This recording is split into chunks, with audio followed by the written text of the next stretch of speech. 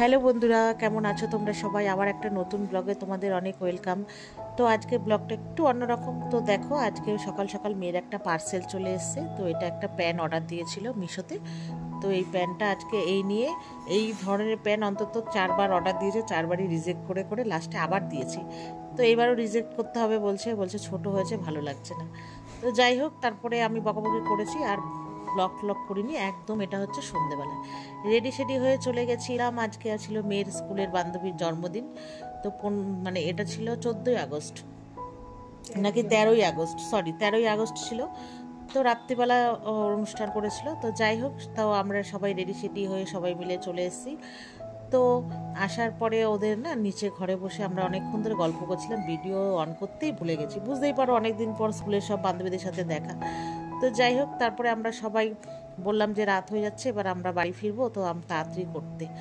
তো তারপরে আমরা সব ছাদে এসে বসে গল্প করছিলাম। তো ছাদে ওদের প্রচুর গাছ, আবার 3তলা ছাদেও গাছ, সেগুলো দেখাদেখি করছিলাম।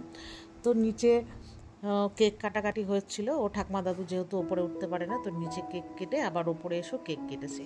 তারপরে আসার পরে আমরা খাওয়া দাওয়া করলাম, আর ওগুলো হচ্ছে ওদের ঠাকুর। তো দর্শন করে বাড়ি